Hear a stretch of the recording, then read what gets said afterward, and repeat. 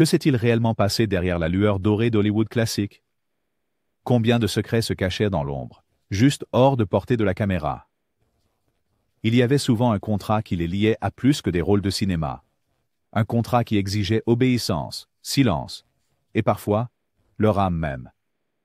Aujourd'hui, nous tirons le rideau de velours et révélons les véritables histoires de 11 acteurs légendaires dont les vies ont été façonnées et parfois brisées par les jeux de pouvoir et les accords secrets qui régnaient à l'âge d'or. Voici les récits authentiques que les studios ne voulaient jamais que vous connaissiez. Jean Harlow. À l'âge scintillant du Hollywood classique, peu d'étoiles ont brillé aussi intensément, ou aussi brièvement, que Jean Harlow. La blonde platine est devenue un symbole de glamour et de charme dans les années 1930. Mais sous la surface, sa vie était tout sauf insouciante. La carrière de Harlow était étroitement contrôlée par son studio, MGM, et par ceux qui le dirigeaient. Les cadres du studio exerçaient un pouvoir extraordinaire et considéraient souvent leurs stars comme des atouts à gérer et à modeler, plutôt que comme des artistes indépendants ou des personnes avec une vie privée. L'histoire de Jean Harlow est celle d'une adoration publique et d'une vulnérabilité privée. Le studio dictait presque tous les aspects de son personnage, depuis ses cheveux remarquablement blonds, qui nécessitaient des traitements de décoloration agressifs, jusqu'à ses vêtements, ses apparitions publiques, et même sa vie amoureuse. La pression pour maintenir une image impeccable pesait lourdement. Lorsque Harlow épousa Paul Bern, un producteur influent de la MGM, cela semblait d'abord être un mariage en or, mais la tragédie ne tarda pas à frapper. Bern mourut dans des circonstances mystérieuses seulement 2 mois après leur mariage. Officiellement considéré comme un suicide, l'incident devint l'un des grands mystères non résolus d'Hollywood. Ce que le public ne vit pas fut la réaction du studio. MGM, craignant le scandale et les retombées financières, est intervenu rapidement. Ils ont orchestré une dissimulation, manipulant le récit et veillant à ce que la carrière de Harlow continue. Il y a des rumeurs que des informations personnelles compromettantes, y compris des détails sur son mariage et ses relations privées, ont été utilisées pour la forcer à se conformer aux souhaits du studio. Ceux au pouvoir croyaient que tout ce qui pouvait ternir l'image de Harlow menacerait l'investissement du studio. Alors, ils avaient toutes les cartes en main. La menace imminente d'une exposition personnelle maintenait des stars comme Harlow dans la conformité, les forçant à suivre des scripts à la fois à l'écran et en dehors. Son histoire ne s'est pas terminée heureusement. Après plusieurs autres relations tumultueuses et une ingérence constante des studios, Jean Harlow est morte à seulement 26 ans, sa santé détruite par des maladies non traitées. Elle a laissé derrière elle un héritage de performance à couper le souffle et un aperçu trop bref du véritable coût de la célébrité à une époque où les contrats pouvaient dicter non seulement le destin professionnel, mais aussi personnel d'une star. Rita Hayworth. La transformation de Rita Hayworth de Margarita Cancino, une danseuse d'origine espagnole, à la déesse de l'amour sensuel d'Hollywood, est l'une des réinventions les plus célèbres de l'histoire du cinéma. Mais derrière cette métamorphose glamour se cachait un système de studio prêt à remodeler et contrôler chaque détail de l'existence d'une actrice. La montée de Hayworth à Columbia Pictures, sous la direction du chef de studio Harry Cohn, impliquait plus que de simples rôles cinématographiques. Cohn exigeait une loyauté totale et s'attendait à ce que les stars se conforment à sa vision. L'apparence de Rita a été radicalement modifiée. Sa ligne de cheveux a été douloureusement relevée par électrolyse pour lui donner un aspect moins ethnique, et son nom a été changé pour convenir aux goûts américains. Mais l'implication du studio ne s'est pas arrêtée à son apparence. Il dictait qui elle pouvait voir, ce qu'elle pouvait dire et comment elle devait se comporter en public. La pression allait au-delà de l'image. La vie personnelle de Hayworth n'était jamais vraiment la sienne. Des rumeurs circulaient selon lesquelles le studio orchestrait des relations et des ruptures pour générer de la publicité ou détourner l'attention de potentielles histoires nuisibles. Dans des interviews réalisées plus tard dans sa vie, Rita a laissé entendre que son statut d'icône du cinéma avait un prix. Il y avait une attente, exprimée ou non, qu'elle soit conciliante envers les personnalités puissantes de l'industrie, sur et hors plateau. Parfois, cela signifiait assister à des fêtes, rencontrer des dirigeants importants du studio et divertir des invités influents. La ligne entre la performance publique et la réalité privée s'estompa jusqu'à presque disparaître. Le mariage de Rita Hayworth avec le prince Ali Khan, son troisième époux, n'a fait qu'ajouter à l'intrigue. Le studio a n'ont pas soutenu cette union, craignant qu'elle ne leur enlève l'une de leurs plus grandes étoiles. Lorsque le mariage s'est terminé par un divorce, Hayworth est retourné à Hollywood, mais son élan de carrière avait diminué. Dans les années 1950, elle luttait contre des démons personnels et un sentiment d'isolement en partie dû à des années de contrôle incessant et de surveillance publique. Dans ces dernières années, Hayworth réfléchirait que le monde était tombé amoureux de son personnage à l'écran, Gilda, mais pas de la véritable femme derrière le masque. C'est un rappel douloureux de la façon dont les contrats de studio dans le Hollywood classique dictaient souvent chaque aspect de la vie d'une star, laissant peu de place au bonheur personnel ou à l'autonomie. Joan Crawford. Le parcours de Joan Crawford, de la pauvreté à la royauté hollywoodienne, est légendaire, mais le chemin était semé de difficultés et de manipulations. Elle était l'une des stars les plus rémunératrices de la Metro-Goldwyn-Mayer, et pourtant, même au sommet de sa gloire, elle n'était jamais pleinement maîtresse de son propre destin. Crawford, née Lucille Fay Le Sueur, a signé son premier contrat avec un studio dans les années 1920, entrant dans un monde où chaque détail de sa vie pouvait être scruté et géré. Les studios exigeaient la perfection, physique, comportementale et morale. Joan Crawford a rapidement compris que pour survivre et réussir, elle devait se conformer aux attentes fixées par ses patrons. Son contrat avec MGM incluait une clause de moralité, une pratique courante à l'époque, qui donnait au studio le droit de mettre fin à son emploi ou de ruiner sa réputation si elle se livrait à une conduite jugée immorale selon leurs normes. Les conséquences étaient profondes. La carrière précoce de Joan fut marquée par une série de relations avec des hommes puissants, dont certains pouvaient influencer son avenir dans le cinéma. La pression pour être agréable, charmante et docile était omniprésente. Il était largement compris que ceux qui résistaient aux avances ou aux exigences des cadres pouvaient se retrouver sans emploi, sur liste noire, ou même publiquement humiliés. Malgré ses efforts pour garder le contrôle, Crawford se voyait souvent rappeler sa vulnérabilité. Chaque fois que des rumeurs de scandale apparaissaient, les médiateurs du studio intervenaient pour protéger son image, parfois en payant des chroniqueurs de potins, parfois en émettant des menaces ou en organisant des distractions dans la presse. Ces actions avaient leur propre prix. Joan était censée être reconnaissante, loyale et toujours obéissante, de peur que d'anciens secrets ne soient révélés. Son personnage public, impeccable, glamour, toujours sous contrôle, cachait une vie privée de peur et d'anxiété.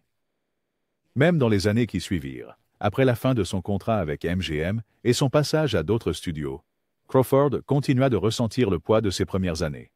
Elle parla plus tard de la solitude et de la pression qu'accompagnait la célébrité, surtout pour les femmes qui ne pouvaient jamais baisser la garde. La vie de Crawford est un exemple frappant de la manière dont les contrats de studio ne concernaient pas seulement les films, mais aussi la structuration et le contrôle de chaque facette de l'univers d'une star. Dorothy Dandridge. Dorothy Dandridge a brisé des barrières en étant l'une des premières actrices afro-américaines à être nominée pour un Oscar de la meilleure actrice. Son ascension vers la célébrité, cependant, s'est accompagnée de défis encore plus redoutables en raison de sa race et de son sexe.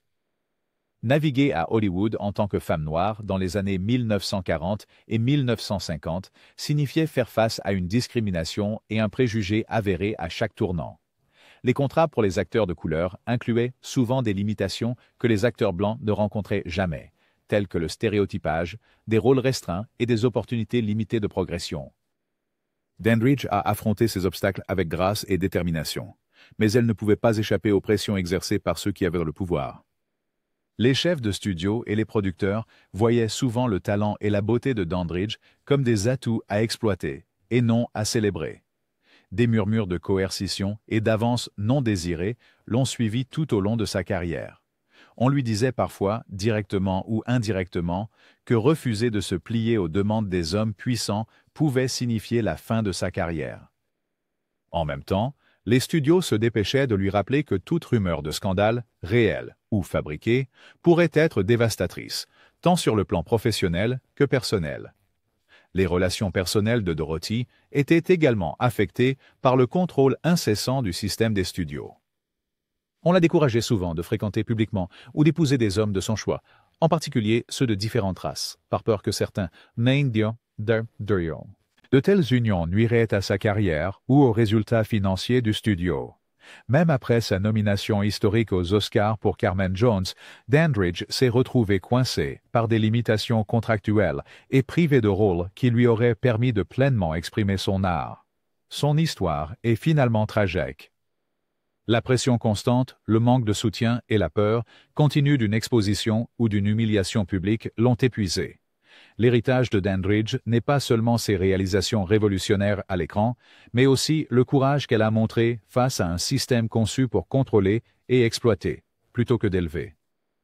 Ces luttes rappellent que pour beaucoup à l'époque du Hollywood classique, les contrats et les dynamiques de pouvoir pouvaient être aussi étouffants qu'ils étaient prometteurs.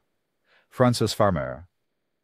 Frances Farmer était une actrice prometteuse des années 1930, connue pour son intelligence, son talent et son indépendance. Contrairement à beaucoup de ses contemporaines, elle n'était pas satisfaite de simplement suivre les règles fixées par les cadres des studios. Elle résistait, défiait l'autorité et refusait de se conformer à l'image créée pour elle. Cette tendance rebelle mènerait finalement à sa chute. Les ennuis de Farmer ont commencé lorsqu'elle a commencé à parler ouvertement des pressions et des limitations du système des studios. Elle s'opposait aux contrats qui dictaient non seulement son travail, mais aussi son comportement, ses apparitions publiques et même ses amitiés. L'insistance de Farmer sur la liberté personnelle l'a mise en conflit avec ceux qui détenaient le véritable pouvoir à Hollywood. Lorsqu'elle a résisté davantage, la réponse a été rapide et sévère. Des rumeurs concernant sa santé mentale ont commencé à circuler et, avant longtemps, elle s'est retrouvée internée. Les témoignages de l'époque suggèrent que les problèmes de santé mentale de Farmer ont été exagérés ou même inventés pour justifier son retrait de la vie publique.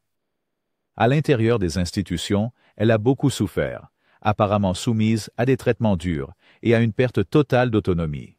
La menace d'une exposition publique ou d'un scandale fabriqué était un outil puissant, utilisé par les studios pour maintenir les stars dans le rang. Pour Frances Farmer, le coût de la défiance fut sa carrière, sa réputation et des années de sa vie. Même après sa libération éventuelle, Farmer trouva presque impossible de reconstruire ce qu'elle avait perdu. Elle a parlé des injustices qu'elle a subies dans les années suivantes, mais la stigmatisation l'a suivie jusqu'à sa mort. L'histoire de Farmer est souvent racontée comme un avertissement sur les dangers de la non-conformité dans une industrie construite sur le contrôle.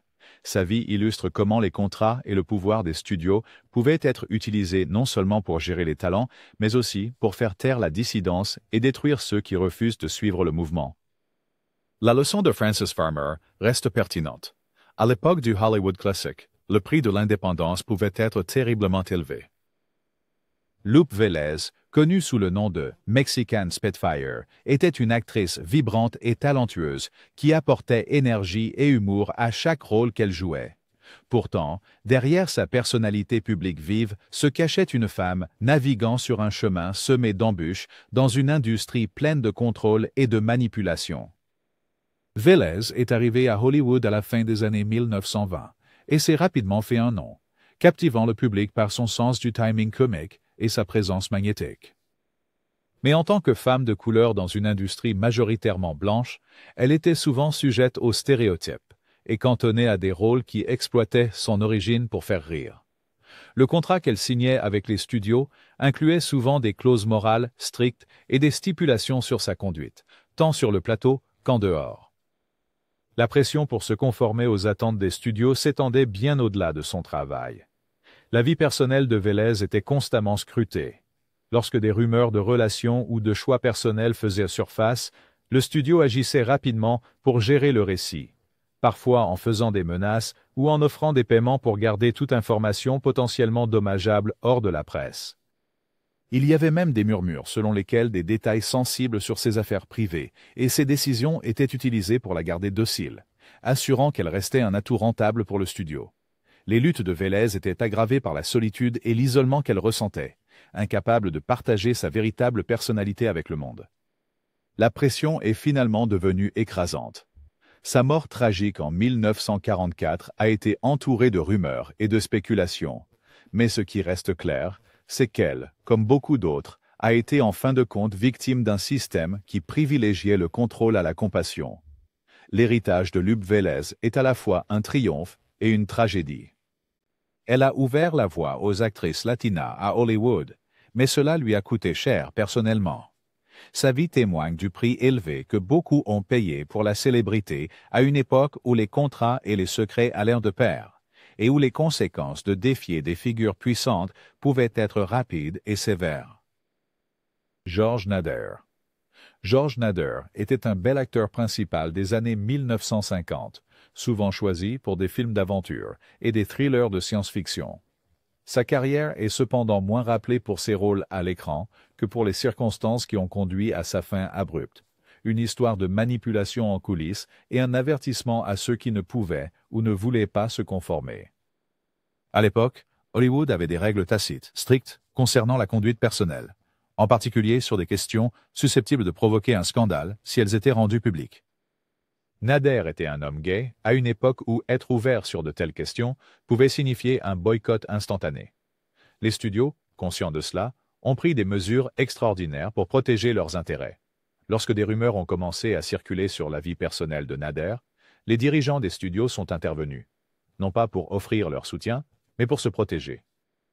Plutôt que de risquer un scandale qui pourrait nuire à leurs bénéfices, le studio de Nader aurait conclu un accord avec un tabloïd. Il sacrifierait une autre star pour protéger le secret de Nader, assurant ainsi que la réputation du studio restait intacte. En retour, Nader accepta de garder un profil bas et d'éviter tout comportement pouvant attirer davantage l'attention. Malgré ses efforts, la menace constante d'exposition planait sur lui comme une ombre. Nader savait qu'une seule erreur pouvait signifier la fin de sa carrière. Finalement, la pression devint trop forte. Il fut progressivement relégué à des rôles de moins en moins importants jusqu'à quitter complètement l'industrie. L'expérience de George Nader illustre le climat de peur et de contrôle qui imprégnait le Hollywood classique. Les studios considéraient les secrets personnels comme un moyen de pression, les utilisant pour maintenir l'ordre et la loyauté. Pour de nombreuses stars, cela signifiait mener une double vie, en regardant constamment derrière eux. L'histoire de Nader est celle de la résilience face à l'adversité, mais aussi un rappel frappant du peu de contrôle que les stars avaient souvent sur leur propre destin. William Haynes. William Haynes était un pionnier à plus d'un titre. Dans les années 1920, il est devenu l'un des acteurs principaux les plus populaires des films muets, adoré par le public pour son charme et son esprit. Pourtant, hors écran, Haynes était également bien connu dans certains cercles pour son ouverture sur sa vie personnelle, une rareté à une époque définie par le secret. Haynes était l'un des premiers acteurs ouvertement homosexuels à Hollywood, mais son honnêteté a eu un prix élevé. Le directeur du studio MGM, Louis B. Mayer, l'un des hommes les plus puissants du secteur, a donné à Haynes un ultimatum: mettre fin à sa relation et entrer dans un mariage de convenance ou perdre son contrat et sa carrière. Haynes a refusé de cacher qui il était ou de nier sa relation, choisissant l'intégrité plutôt que la célébrité. Les conséquences furent immédiates. Haynes fut libéré de son contrat et se retrouva effectivement sur la liste noire dans l'industrie qu'il dominait autrefois. Malgré cela, il n'a jamais renoncé à son engagement de vivre authentiquement. Il s'est reconverti avec succès en décorateur d'intérieur, construisant une nouvelle vie avec son partenaire de longue date. L'histoire de William Haynes est à la fois inspirante et édifiante. Il a prouvé qu'il était possible de trouver le bonheur et l'épanouissement en dehors des contraintes du système des studios, mais son expérience a aussi révélé les dures réalités auxquelles sont confrontés ceux qui refusent de se plier aux règles d'Hollywood. Le pouvoir exercé par les studios et leur capacité à faire ou défaire des carrières d'un trait de plume est un thème récurrent dans le Hollywood classique, et la vie de Haynes est un exemple puissant de ce qui pouvait arriver à ceux qui défiaient cette autorité. Patricia Douglas. L'histoire de Patricia Douglas est l'un des chapitres les plus sombres de l'histoire d'Hollywood, une histoire de pouvoir, d'exploitation et des efforts que les studios déployaient pour protéger leurs propres intérêts. En 1937, Douglas, une jeune danseuse, a été attirée vers ce qu'elle croyait être une audition chez MGM. En réalité, elle s'est retrouvée à une fête déchaînée du studio, où elle est devenue la victime d'une agression horrible par un vendeur de MGM. Les conséquences furent encore plus choquantes. Quand Douglas a courageusement rapporté ce qui s'était passé, MGM a utilisé ses vastes ressources pour orchestrer un camouflage. Les agents du studio ont intimidé des témoins, manipulé des preuves et lancé une campagne pour détruire la réputation de Douglas. Au lieu de chercher la justice pour elle, le studio a cherché à la faire taire, craignant qu'un scandale public ne nuise à ses affaires. Les procédures légales ont été sabotées à chaque étape. Douglas a été dépeint comme peu fiable et instable, son caractère attaqué dans la presse. Le pouvoir du studio était tel que la vérité pouvait être enterrée, et ceux qui ont tenté de riposter se retrouvaient isolés et brisés. Le cas de Patricia Douglas est resté caché pendant des décennies, un rappel saisissant de la vulnérabilité des individus face à la volonté des institutions puissantes. Ces dernières années, grâce aux journalistes d'investigation et aux efforts de ses partisans, l'histoire de Douglas a été révélée, servant d'exemple édifiant des dangers auxquels étaient confrontés ceux qui s'opposaient aux figures puissantes du Hollywood classique. Son courage à parler, même lorsque tout était contre elle, témoigne de l'esprit humain. Mais son expérience souligne également le côté sombre d'une industrie qui privilégiait souvent l'image et le profit au détriment de la justice et de la compassion. Shirley Temple. Shirley Temple était le trésor des Américains, une enfant star dont le sourire et les boucles ont charmé le public de l'époque de la Grande Dépression et apporté de l'espoir en des temps difficiles. Mais en coulisses, l'innocence de Temple était une marchandise précieuse, que les studios protégeaient et exploitaient à tout prix. Les contrats de Temple figuraient parmi les plus stricts à Hollywood, chaque aspect de sa vie étant soigneusement contrôlé par les dirigeants des studios et par sa propre famille. Son emploi du temps était exténuant, chargé de tournage, d'apparitions et d'innombrables événements publicitaires. Il y avait même des règles sur la façon dont elle devait parler, s'habiller et se comporter, à la fois sur le plateau et en public. L'objectif était de maintenir l'image de l'enfant parfait, quel qu'en soit le coût pour la personne réelle. À mesure que Temple grandissait, les pressions augmentaient. Elle a plus tard raconté dans son autobiographie des incidents troublants impliquant des personnalités influentes d'Hollywood qui cherchaient à profiter de sa célébrité et de sa vulnérabilité. Alors qu'elle a réussi à échapper au pire de ses rencontres, ses expériences ont laissé une impression durable. Tout au long de sa carrière, Temple était rappelé sans cesse que son succès continu dépendait de sa capacité à être à la hauteur des attentes fixées pour elle. Toute erreur pouvait signifier un scandale public, la perte de rôle, ou même la fin de sa carrière. Les enjeux étaient élevés, et la menace d'une exposition ou d'une humiliation publique était une présence constante. Malgré ces défis, Shirley Temple a opéré une transition vers une nouvelle vie en tant que diplomate et servante publique, utilisant sa célébrité pour avoir un impact positif dans le monde. Mais son histoire demeure un puissant exemple de la manière dont la quête de protection d'une image peut conduire à la perte de l'innocence et de l'autonomie, même pour les plus jeunes stars. Charles Laughton. Charles Laughton était une puissance de talent, connu pour ses performances inoubliables dans des films comme Le Bossu de Notre-Dame et Les Révoltés du Bounty. Pourtant, sa vie hors écran était marquée par un autre type de drame, façonné par les exigences du système des studios et les réalités de la vie sous les projecteurs. La vie personnelle de Laughton faisait l'objet de nombreuses spéculations à Hollywood, avec des rumeurs circulant sur ses relations et affaires privées. À une époque où s'écarter de la norme pouvait signifier la ruine professionnelle, les studios étaient rapides à exploiter de tels secrets comme un moyen de garder le contrôle. Laughton, comme beaucoup d'autres, se retrouvait à vivre une double vie, prenant soin d'éviter tout comportement susceptible d'attirer une mauvaise attention. Les studios, de leur côté, étaient habiles à utiliser des informations personnelles comme levier. Si un acteur devenait trop difficile, demandait plus d'argent ou menaçait de rompre un contrat, il y avait toujours la menace implicite que des affaires privées pourraient être rendues publiques.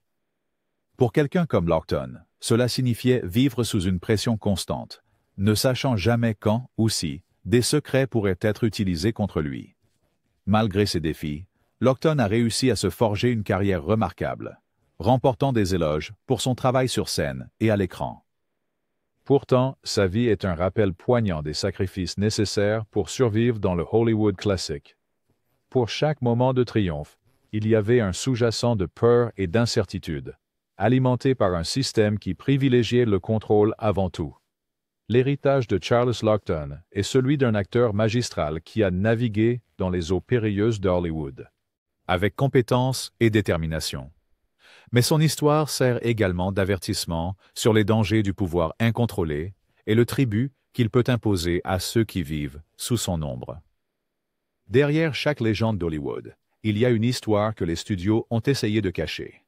Si vous avez trouvé ces histoires aussi captivantes et obsédantes que nous l'avons fait, n'oubliez pas d'appuyer sur le bouton « J'aime », de partager cette vidéo avec vos amis cinéphiles et de vous abonner pour plus de plongées profondes dans l'histoire méconnue du grand écran. L'âge d'or d'Hollywood n'a jamais été aussi simple qu'il y paraît. Et il y a toujours un autre secret à découvrir. Merci d'avoir regardé.